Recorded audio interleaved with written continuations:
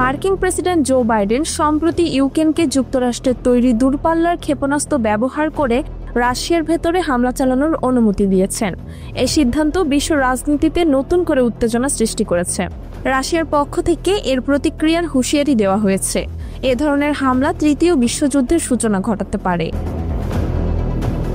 রুশ আইন প্রণেতা অন্দ্রিয়া চাস সরাসরি জানিয়েছেন, যদি ইউক্রেন যুক্তরাষ্ট্রের সরবরাহকৃত ক্ষেপণাস্ত্র দিয়ে রাশিয়ার ভেতরে হামলা চালায় তবে এর পাল্টা জবাব হবে অবিলম্বে এবং তা তৃতীয় বিশ্বযুদ্ধের রূপ নেবে।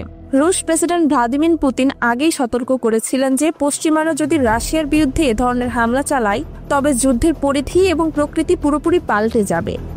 পারমাণবিক অস্ত্র ব্যবহারের ইঙ্গিত দিয়েছেন পুতিন। ইউক্রেনের প্রেসিডেন্ট ভ্লাদিমির জেলেনস্কি বেশ কয়েক মাস ধরে যুক্তরাষ্ট্রের কাছে অনুরোধ করে আসছিলেন যেন তাদের সীমান্ত থেকে দূরে থাকা রুশ সেনাদের উপর হামলা চালানোর জন্য দূরপাল্লার অস্ত্র ব্যবহারের অনুমতি দেওয়া হয়। বিশেষজ্ঞরা বলছেন, বাইডেন প্রশাসন এই সিদ্ধান্ত সম্ভবত রাশিয়ার উপর চাপ বাড়ানোর কৌশল, তবে এটি উল্টো পশ্চিমা বিশ্বকে যুদ্ধের ঝুঁকিতে ঠেলে দিতে পারে। ক্যালিগ্রাফিক রিসার্চের মতে, পশ্চিমা দেশগুলোর ইচ্ছাকৃতভাবে উত্তেজনা এমন এক পর্যায়ে নিয়ে যেতে চাইছে যা ইউক্রেনের ভবিষ্যৎ আরও অনিশ্চিত করে তুলতে পারে।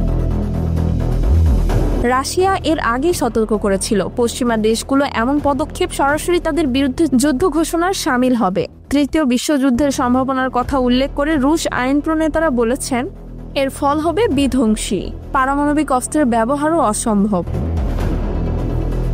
মার্কিন প্রেসিডেন্টের দপ্তর থেকে এ বিষয়ে কোনো মন্তব্য হয়নি, তবে সূত্রের বরাতে জানা গেছে ইউক্রেন অল্প সময়ের মধ্যেই রাশিয়ার গভীরে হামলা চালানোর পরিকল্পনা করছে।